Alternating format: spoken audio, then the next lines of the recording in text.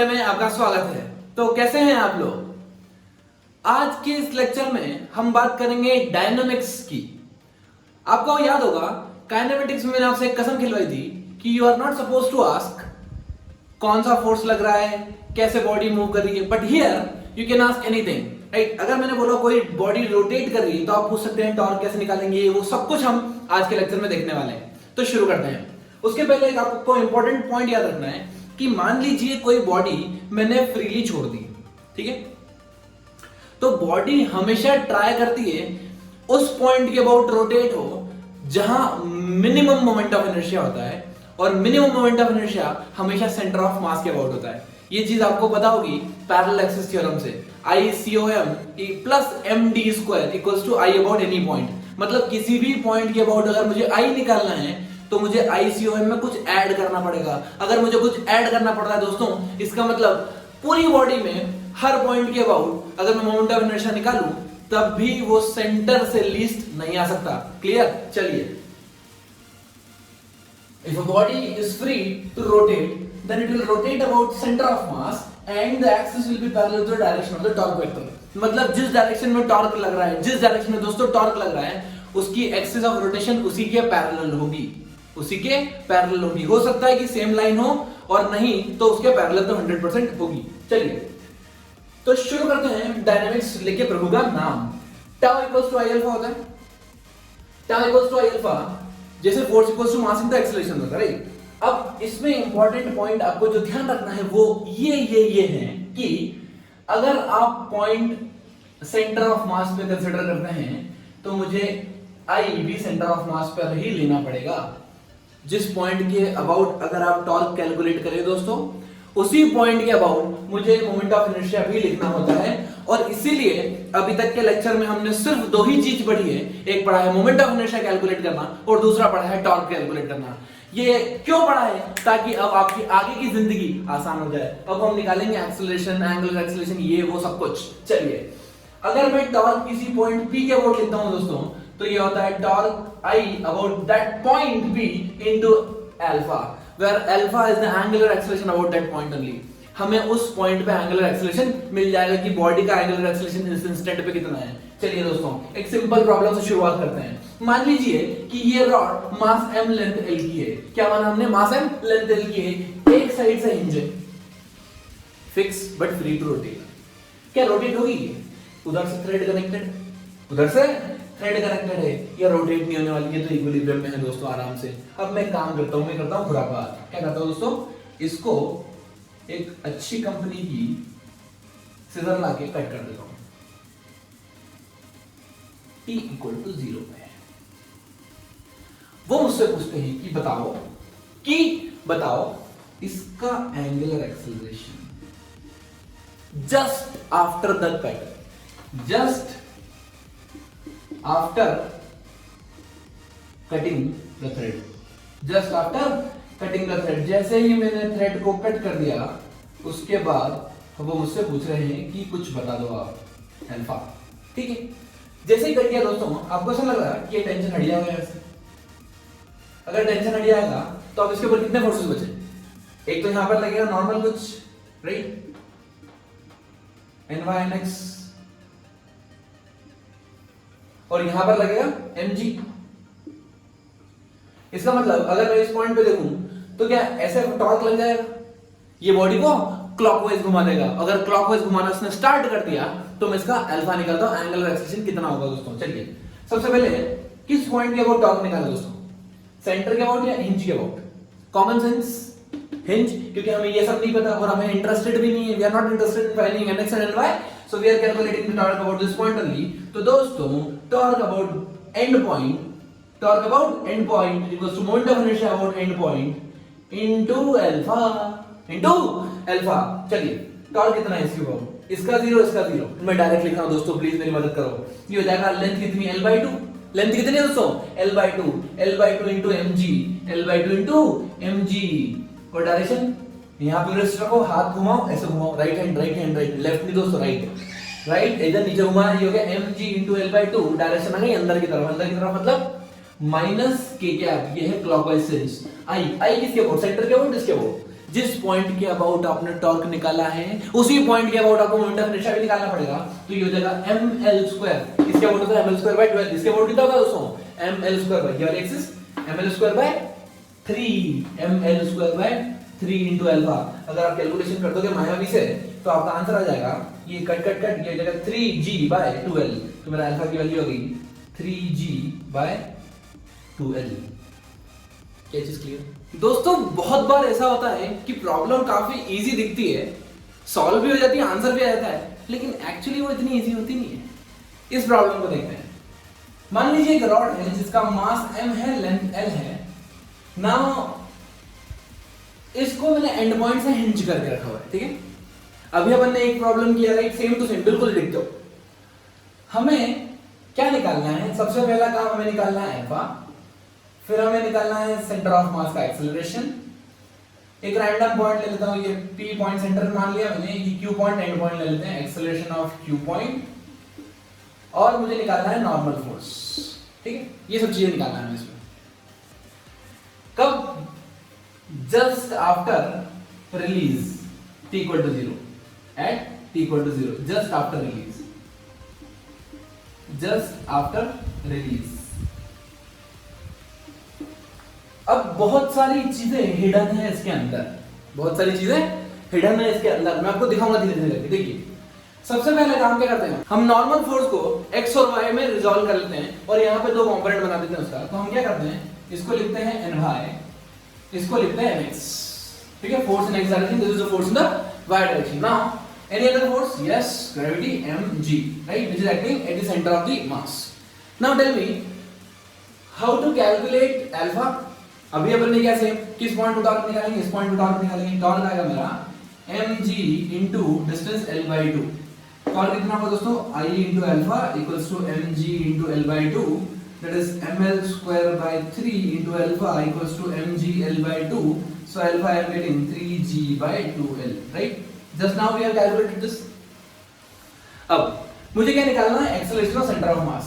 You know that a is equals to r into alpha और alpha cross r, याद है दोस्तों ये v equals to omega cross r वाला relation, या same. So alpha we know, r vector कितना हो जाएगा, यहां से यहां तक की डिस्टेंस कितनी दोस्तों, यहां से यहां तक की डिस्टेंस है 3g/2l into डिस्टेंस कितनी दोस्तों, l/2। तो मेरा कितना है आंसर 3g/4। ये मेरा एक्सेलरेशन है, किसका दोस्तों, acceleration of the centre of मास, इस पॉइंट का। इस पॉइंट का एक्सेलरेशन निकालूंगा। अभी भी अल्फा इनटू आर, क्या अल्फा सेम होता है हर पॉइंट का? जी हाँ, जिस प्रकार वेलोसिटी, जैसे मैं कोई बॉडी मूव कर रही है तो उसकी वेलोसिटी हर पॉइंट सेम होती है, एक्सेलरेशन हर पॉइंट का सेम होता है। सिमिलरली कोई बॉडी अगर रोटेट कर रही होती है, तो याद है मैंने बताया था ओमेगा 2 हाँ, अगर कोई बॉडी रोटेट कर रही है तो किसी एक पॉइंट का अगर ओमेगा वेलोसिटी है तो हर पॉइंट की क्या होगी, ओमेगा ही होगी। किसी पॉइंट का एक्सेलरेशन अल्फा है तो हर पॉइंट का कितना होगा दोस्तों, उस इंस्टेंट पे अल्फा ही होगा, ठीक है। तो मैं लिखता हूं यहां पे 3g/2l इनटू, यहां पे डिस्टेंस कितनी रहेगी दोस्तों, l। तो मेरा आंसर आएगा 3g/2। इसका एक्सेलरेशन अलग, इसका एक्सेलरेशन अलग, सबका एक्सेलरेशन अलग। किस इंस्टेंट पे, just after release, just after release, क्योंकि आगे कहानी पूरी चेंज हो जाएगी, आपको अभी समझ में आएगी। अच्छा एक बात बताओ, एक बात, आपको ऐसा लग रहा कि ये आगे जाएगी तो सर्कल में घूमने लगेगी, आगे जाएगी तो सर्कल में घूमने लगेगी, और अगर सर्कल में घूमने लग गई तो एक रेडियल एक्सेलरेशन भी तो आना चाहिए सेंटर की तरफ। इसीलिए हमने t equal to 0 कंसीडर किया है। t equal to 0 पे अल्फा जस्ट लगना स्टार्ट हुआ है, अभी अल्फा जस्ट लगना स्टार्ट हुआ है अभी। इसका मतलब अभी कोई इसमें एंगुलर वेलोसिटी का गेन नहीं हुआ है। अगर एंगुलर वेलोसिटी का कोई गेन नहीं है, इसका मतलब सेंटर की तरफ कोई एक्सेलरेशन नहीं है। अगर सेंटर की तरफ कोई एक्सेलरेशन नहीं है तो मैं ले सकता हूं nx is 0 because there is no acceleration towards the center। But इसका मतलब ये नहीं है कि रॉड आगे आने के बाद सेंटर की तरफ एक्सेलरेशन नहीं लगेगा, तब लगेगा। तो यहां से हम एक चीज और प्रूव कर ली हमने कि nx 0 है। क्यों? क्योंकि टेंजेंशियल एक्सेलरेशन तो है लेकिन जो रेडियल एक्सेलरेशन है वो 0 है, सेंट्रीपिटल एक्सेलरेशन है वो क्या है, 0। क्या चीज समझ में आ गई? चलिए अब हमें फोकस कहां करना है, हमने एक्सेलरेशन निकाल लिया, अब हमें क्या निकालना है, नॉर्मल फोर्स। देखो दोस्तों ये तो पता पड़ गया हमें कि nx 0 है। कब 0 है? सिर्फ t equal to 0 पे, सिर्फ t इक्वल टू 0 पे, ठीक है। हमें निकालना है ny, normal force in the y direction. कैसे निकालेंगे इसके, मैं आपको दो बढ़िया तरीके बताता हूं कैसे। देखिए, सबसे पहले ये चीज आपने कॉपी कर ली ना, मैं निकालता हूं ny, ठीक है। एक मेथड तो ये है कि आपको पता है अगर बॉडी अल्फा एंगल से एक्सेलरेट कर रही है, अल्फा से, alpha is the which acceleration, rotational acceleration, right? That rotational acceleration is also called as angular acceleration. Now, ये जो अल्फा है क्या हर पॉइंट का सेम होने वाला है? अल्फा हर पॉइंट का सेम होगा, ये चीज क्लियर। चलिए, तो मैं आपको नॉर्मल लिखाना सिखाऊंगा अभी। नॉर्मल दो मेथड से, मेथड 1 और मेथड 2। देखिए, सबसे पहले मैं अगर इसका फ्री बॉडी डायग्राम बनाऊं तो इसके ऊपर कितने फोर्सेस लग रहे हैं? सिर्फ दो, एक इधर एक इधर, और कोई फोर्स नहीं, ठीक है। अब मुझे पता है कि ये अल्फा से ऐसे रोटेट करने वाली है, ठीक है। मैंने मान लिया एट t इक्वल टू 0 इसका एक्सेलरेशन टुवर्ड्स डाउनवर्ड्स है ACOM, acceleration of centre of मास नीचे। कब? Just after release, just after release. क्यों? क्योंकि मैंने प्रूव किया कि अभी वाला जो सेंट्रिपिटल एक्सेलरेशन है वो इस केस में 0 है ना। अगर एक्सेलरेशन आपको पता है Newton second law, acceleration is net force by total mass, acceleration is net force by total mass। acceleration किधर है? डाउनवर्ड्स, इसका मतलब नेट फोर्स भी किधर होगा दोस्तों? डाउनवर्ड्स। नेट फोर्स में एक फोर्स ये है, एक फोर्स ये है, तो क्या मैं ऐसे लिख दूं? मैं ऐसे लिख दूं acceleration of center of mass 3g/4 equal to net force. Net force क्या होगा? mg minus normal force, mg minus normal force divided by mass, divided by mass आ गया। तो इधर इसको कैलकुलेट कर लिया जाएगा, mg minus 3mg/4 equal to n। मैंने क्या किया दोस्तों, इसको इधर मल्टीप्लाई किया, फिर इसको उधर ले गया, तो mg माइनस mg/4 ये हो गया इक्वल टू n। तो कितना हो गया मेरा? mg/4। ये मेरा नॉर्मल की वैल्यू होगी। नॉर्मल कितना है दोस्तों? mg/4, ठीक है। कैलकुलेशन में आप कर लीजिएगा। एक मेथड और देखते हैं। क्या? मुझे पता है कि ये पूरी बॉडी अल्फा एंगुलर एक्सेलरेशन से रोटेट कर रही है, अल्फा एंगुलर एक्सेलरेशन से रोटेट कर रही है। अगर ये पूरी बॉडी अल्फा एंगुलर एक्सेलरेशन से रोटेट कर रही है तो आपको ऐसा नहीं लगता कि अगर मैं सेंटर में बैठूं तब भी अल्फा, इधर बैठूं तब भी अल्फा, इधर बैठूं तब भी अल्फा? बोलो बोलो, यस। तो हम बैठ जाते हैं सेंटर पे जाके, हम बैठ जाते हैं सेंटर पे जाके, हम गए बढ़िया हमारे 3 बाल लेके और हम जाके सेंटर के ऊपर बैठ गए। अब आप बोलोगे कि सेंटर एक्सेलरेट कर रहा है, सेंटर एक्सेलरेट कर रहा है, तो इसके ऊपर एक सूडो फोर्स लेना पड़ेगा। फोर्स, सूडो फोर्स है ना। जब भी मैं नॉन इनर्शियल फ्रेम में होता हूं तब मुझे एक सूडो फोर्स लेना पड़ता है। बिल्कुल, हमने सूडो फोर्स ले लिया। अब ये क्या कर रहा है? अल्फा एक्सेलरेशन से एंगुलर एक्सेलरेशन से रोटेट कर रहा है। चलिए, now we are calculating net torque about centre, net torque about centre, net torque about centre ले लिया दोस्तों। Net torque about centre equals to I क्या है? Moment of inertia into alpha, moment of inertia into alpha, I alpha. चलो, किस point के about? अगर हम टॉर्क सेंटर के अबाउट निकालेंगे तो हमें नेट फोर्स सेंटर के अबाउट लेना पड़ेगा और जो मोमेंट ऑफ इनर्शिया है वो भी सेंटर के अबाउट लेना पड़ता है। चलिए, अब देखो इसके अबाउट फोर्स, ये कितने फोर्स है? ये वाला कितना कैंसिल होगा? कैंसिल मतलब टॉर्क के बेसिस पे। जैसे मैं मान लूं torque due to mg plus torque due to pseudo force plus torque due to normal is equals to i into alpha. अब ये सेंटर से पास हो रहा है ये वाला फोर्स, तो इसका टॉर्क 0, ये भी सेंटर से पास हो रहा है तो इसका भी टॉर्क 0, तो ये दोनों कैंसिल हो गए। कैंसिल नहीं हुए मतलब वो 0 हो गए, कैंसिल नहीं हुए, 0 हो गए, ठीक है। चलिए, अब नॉर्मल फोर्स, नॉर्मल कितनी डिस्टेंस पे? l/2, तो ये टॉर्क कितना हो जाएगा? I r cross f, normal into l/2, normal into l/2, आई बोलो, आई 1/3 m स्क्वायर।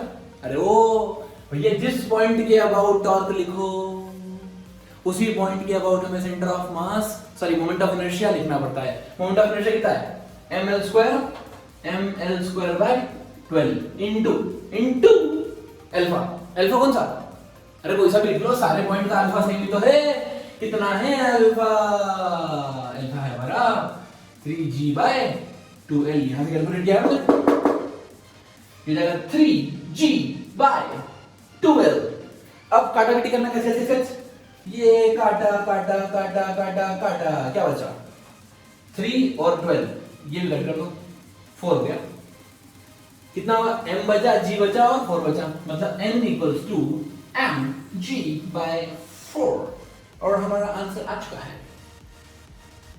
अगर आपकी अप्रोच सही है, कंसेप्चुअल क्लैरिटी है, तो 10 मेथड से लगाओ, आंसर एक ही आएगा, mg/4। देखो, डिफरेंट मेथड से करने का मेरा प्रोस्पेक्टिव यही रहता है कि आप चीजों को सीखें और 3 डायमेंशनली सीखें। क्लियर?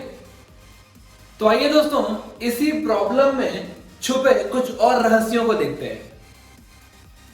हमने क्या किया, यहां पे एक रॉड को ऐसे रिलीज कर दिया, ठीक है, t = 0 पे, t = 0 पे उसकी एंगुलर वेलोसिटी कितनी थी? 0, ठीक है। और यही रीजन था कि वो वाली डायरेक्शन में कोई नॉर्मल रिएक्शन नहीं आ रहा था, याद है? हाँ, चलिए ना। अब क्या हुआ कि मान लो t = t पे ये रॉड यहां आ गई, घूमते घूमते आराम से घूम रही, इसका क्या है? ठीक है, हमें क्या निकालना है? हमें निकालना है बहुत कुछ। क्या निकालना है? हमें निकालना है acceleration of centre of mass, net acceleration and normal reaction. 2 चीज निकालना है, ठीक है। प्रॉब्लम्स को बिल्कुल ध्यान से सुनिएगा दोस्तों, बढ़िया अच्छी प्रॉब्लम है, बढ़िया लेवल की। आ जाओ। अब सबसे पहले फोर्सेस बताओ, फोर्सेस कितना लग रहा है? हमें पता है कि एक फोर्स नॉर्मल लगेगा, जिसके हम 2 कंपोनेंट लेते हैं, x और y, ठीक है। अभी हम उसको नहीं ले रहे हैं। और कौन सा फोर्स लगेगा? mg लगेगा। जब ये इस रॉड इस पॉइंट पे हो जाएगा, तब कितना हो जाएगा जी? सेंटर पे। अब क्या डायरेक्शन चेंज हो जाएगी, वहीं रहेगा? डायरेक्शन तो अभी भी वही होगी दोस्तों, mg। क्लियर? चलिए, अब क्या करता हूं मैं, ये लाइन ऑफ फोर्स है मेरी, इस पॉइंट पे मैं टॉर्क निकालता हूं। क्यों? क्योंकि मुझे इस पॉइंट के फोर्सेस नहीं पता, तो कैंसिल हो जाएंगे, 0 हो जाएंगे वो। अच्छा, ये है l/2, ये फोर्स है, परपेंडिकुलर डिस्टेंस कितनी? l/2 या l/2 cos थीटा? ये वाली l/2 cos थीटा। तो मेरा आ जाएगा torque is equals to I alpha. Torque is equal to I alpha. Torque कितना हुआ? mg into distance perpendicular l/2 cos theta, l/2 cos theta equal to I किस point के अबाउट? इस point के about, ml²/3 into alpha. Clear? चलिए ध्यान समझते रहना, बड़ा मजा आएगा। अल्फा की वैल्यू एल को मार दिया, एम को मार दिया, क्या बचा? 3g/2l cos theta.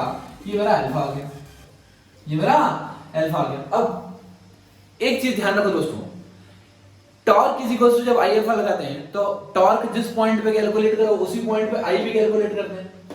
जिस पॉइंट पे कैलकुलेट करो, ये दोनों हमेशा सेम एक्सिस के अबाउट होना चाहिए या सेम पॉइंट के अबाउट होना चाहिए। 2D बॉडीज में पॉइंट नाउ, ये जो एक्सेलरेशन आता है अल्फा, बेसिकली ये हमेशा टेंजेंशियल एक्सेलरेशन देता है, और that formula is tangential acceleration by distance.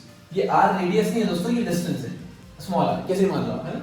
चलिए, अब आपको ऐसा लगता कि यहाँ पे 2 एक्सेलरेशन होंगे। क्यों 2 एक्सेलरेशन होंगे दोस्तों? क्योंकि एक होगा टुवर्ड सेंटर, सेंट्रीपिटल एक्सेलरेशन, और एक होगा इसके टेंजेंशियल। एक होगा टेंजेंशियल और एक होगा सेंट्रीपिटल। सेंट्रीपिटल एक्सेलरेशन v²/r या ω²r। अब हमें निकालना है ओमेगा। 2 चीज बहुत इंपॉर्टेंट, आप नोट कर लो। अगर आपको वेलोसिटी निकालना हो तो एनर्जी कंजर्वेशन लगाया करो। देखो 90% केसेस में आंसर आ जाता है, ठीक है। सिमिलरली अगर आपको एंगुलर वेलोसिटी निकालना हो तब भी आप एनर्जी कंजर्वेशन लगाया करो, ठीक है। सिमिलरली अगर आपको अल्फा निकालना है तो टॉर्क लगाओ, और एक्सेलरेशन निकालना है तो फोर्स की इक्वेशन लगाओ। समझ में आया? जब भी वेलोसिटी एंगुलर वेलोसिटी आए, आप एंगुलर वेलोसिटी या वेलोसिटी को कैलकुलेट करने के लिए एनर्जी की मेथड लगाएंगे तो काफी आसान हो जाएगी चीज आपके लिए। चलिए, हम यहाँ पे मानते हैं यहाँ पे ओमेगा 0 है, ठीक है। बॉडी यहाँ पे आ गई। For finding the potential energy we need a reference. मैं मान लेता हूँ कि यहाँ पे पोटेंशियल एनर्जी 0 है, ऐसा कंसीडर कर लो दोस्तों। ये हो जाएगा एंगल थीटा गिवन है, ये l/2 है, ये डिस्टेंस l/2 cos थीटा, ये डिस्टेंस l/2 sin थीटा। क्या चीज क्लियर? चलिए, यहाँ पे अगर मैं रोटेशनल काइनेटिक एनर्जी लिखूं, देखो काइनेटिक नहीं, यहाँ पे काइनेटिक एनर्जी कौन सी आएगी, रोटेशनल वाली, हाफ आई ओमेगा स्क्वायर, याद है आई, हाँ। सो काइनेटिक एनर्जी इधर से 0 है, पोटेंशियल एनर्जी कितनी है mgh, h कितना है दोस्तों, हाइट, ये सेंटर टू सेंटर हाइट नहीं, ये वाली नहीं, यहां से परपेंडिकुलर हाइट, ये mgh l/2 sin theta, l/2 sin theta. चलिए इस पॉइंट पे पोटेंशियल एनर्जी कितनी है, इस पॉइंट पे पोटेंशियल एनर्जी 0, इस पॉइंट पे रेफरेंस कितनी है, काइनेटिक एनर्जी निकाल दे। मान लीजिए इस पॉइंट पे आती आती इसकी वेलोसिटी हो गई ओमेगा, तो जाएगी half I omega square, half I omega square, ठीक है। चलिए आई की वैल्यू पुट कर दो, इस पॉइंट के अबाउट आई कितना हो जाएगा दोस्तों,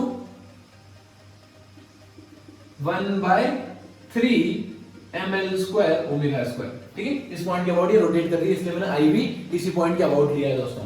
चलिए अब एनर्जी कंजर्वेशन लगाएंगे, kinetic energy plus potential energy should be equals to kinetic energy plus potential energy.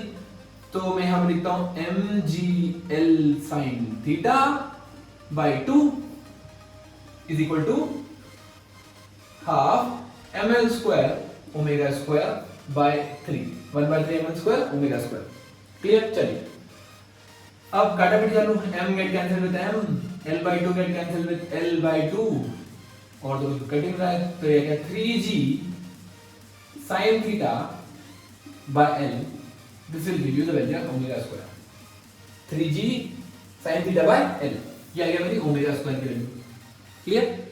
अब ओमेगा स्क्वायर आ गया तो सेंट्रीपिटल एक्सीलरेशन आ गया, सेंट्रीपिटल एक्सीलरेशन कितना होता है, omega square into r, omega square into r, r कितना है, जिस पॉइंट पे निकाल रहे सेंटर पे निकाल रहे, इस पॉइंट से इस पॉइंट तक की डिस्टेंस कितनी है, l/2, तो ये हो जाएगा 3g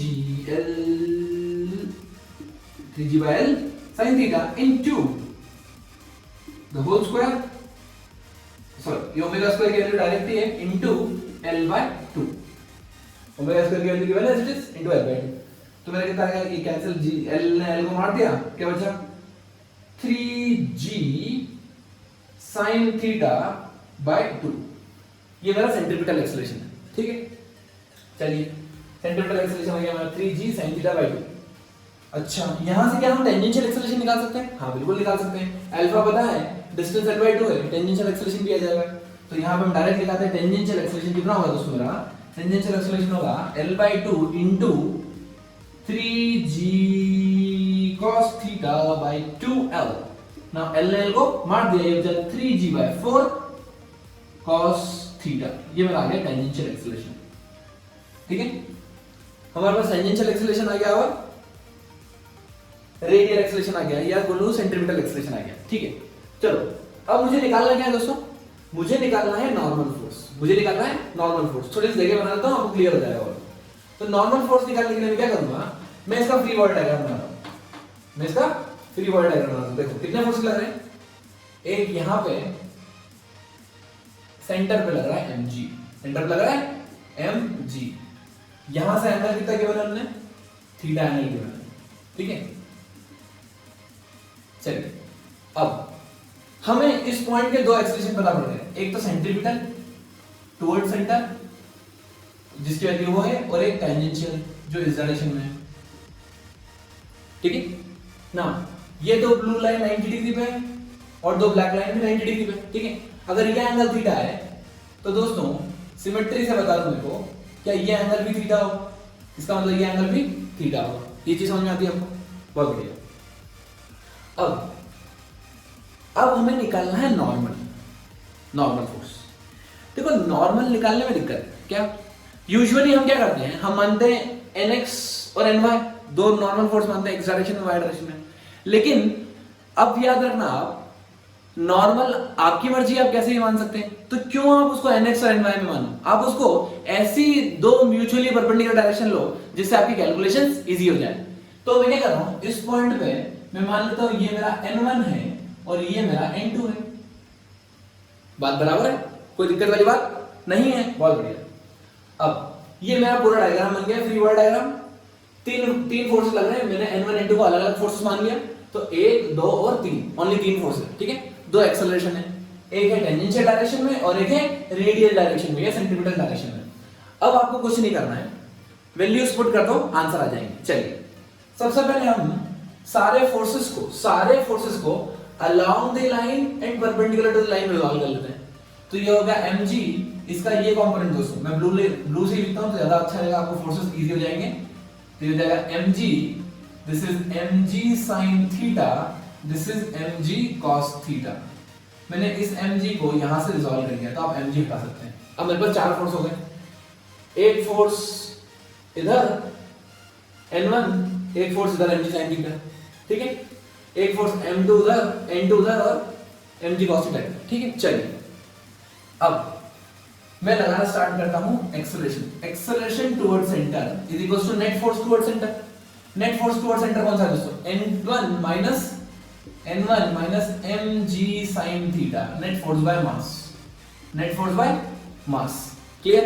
चलिए टेंजेंशियल एक्सेलरेशन क्या होगा? इस डायरेक्शन मतलब net force by mass, net force कितना है? mg cos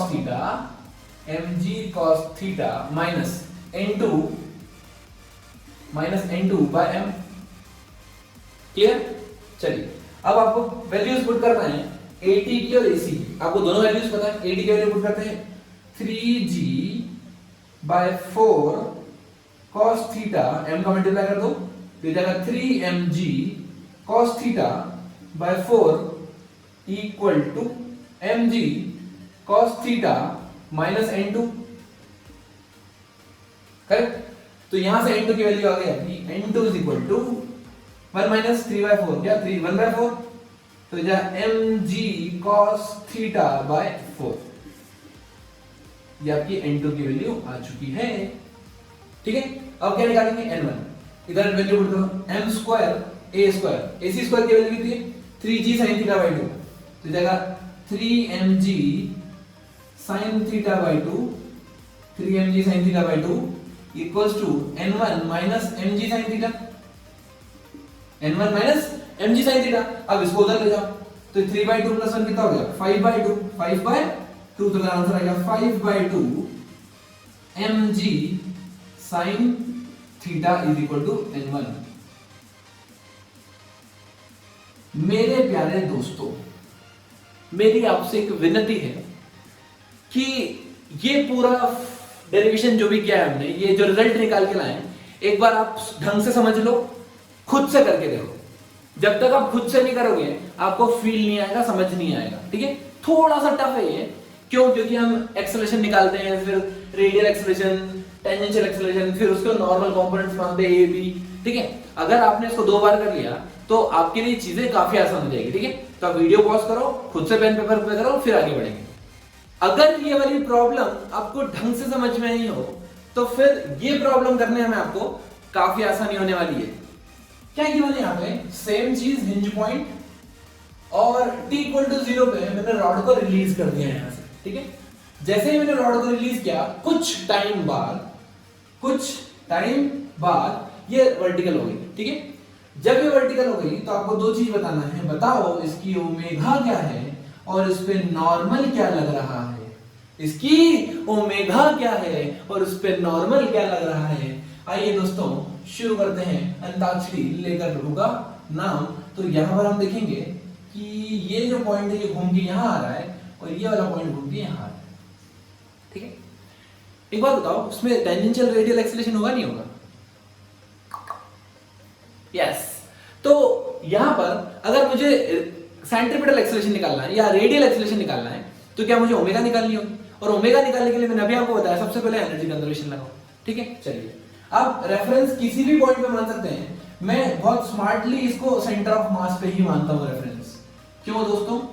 ताकि कैलकुलेशन इजी हो जाए, ठीक है। चलिए यहां पे t इक्वल टू 0 तो ओमेगा कितना? ओमेगा 0। ओमेगा 0 तो काइनेटिक एनर्जी कितनी? वो भी 0। पोटेंशियल एनर्जी कितनी? 0 नहीं होगी पोटेंशियल एनर्जी, mgh है ना, mg into L/2। यहां पे पोटेंशियल एनर्जी कितना? 0। काइनेटिक एनर्जी कितनी? Half I omega square.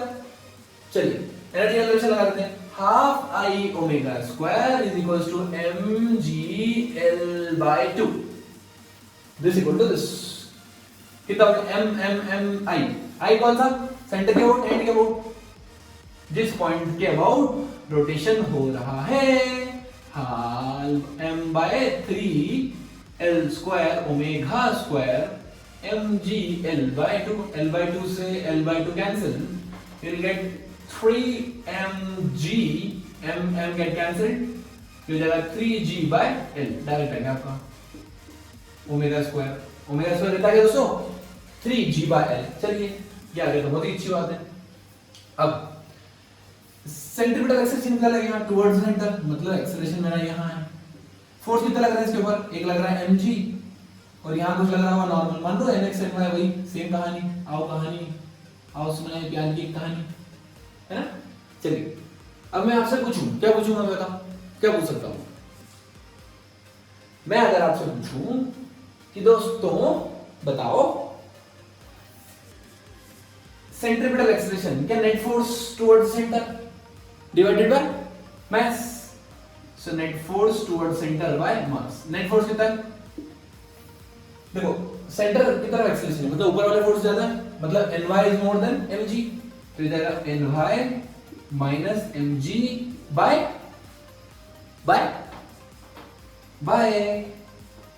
m। Acceleration कितना होगा ओमेगा स्क्वायर इनटू r कितना दोस्तों L/2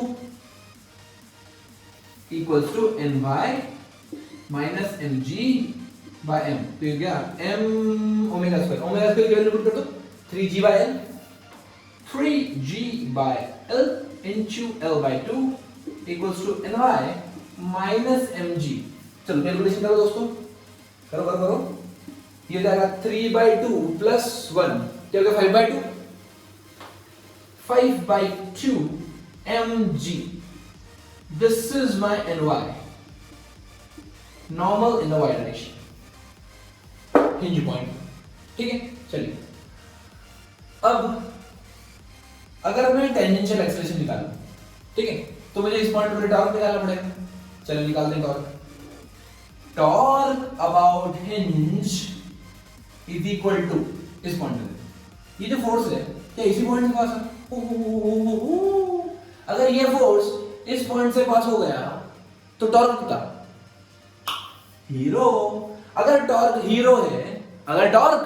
हीरो है तो काय का एक्सेलरेशन, इसका मतलब I alpha 0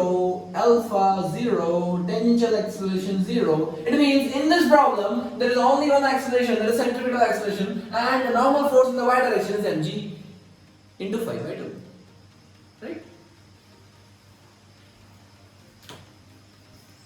तो आइए बच्चों अब हम देखते हैं मास वाली पुली।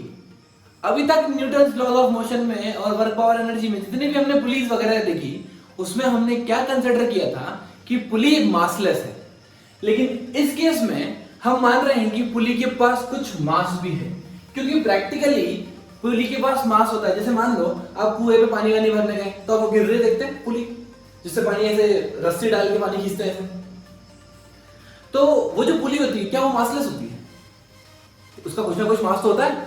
और जो रस्सी होती है उसके ऊपर जैसे जैसे रस्सी घूमती है क्या वैसे वैसे पुली भी घूमती है। क्लियर? इसका मतलब पुली और रस्सी के बीच में कुछ ना कुछ फ्रिक्शन होगा, तभी वो दोनों साथ साथ में घूम रही। और मैं एक और असम्पशन लेके चलता हूं कि यहां पर स्लिपिंग नहीं हो रही है, रिलेटिव स्लिपिंग 0 मानता हूं मैं, ठीक है। चलिए तो यहां पे क्या हो रहा है, ये m2 है मास, ये m1 है ऐसा मान लीजिए, और m2 पड़ा है, इसका मतलब क्या ये नीचे जाएगा। अगर ये a एक्सेलरेशन से नीचे गया, ध्यान सुनना बच्चों, अगर ये a एक्सेलरेशन से नीचे गया तो ये a एक्सेलरेशन से ऊपर जाएगा। क्यों? क्योंकि ये एक्सेलरेशन से नीचे गया तो ये एक्सेलरेशन से ऊपर, इसकी वेलोसिटी भी नीचे तो इसकी भी ऊपर, इसकी एक्सेलरेशन भी नीचे तो इसका ऊपर। क्लियर?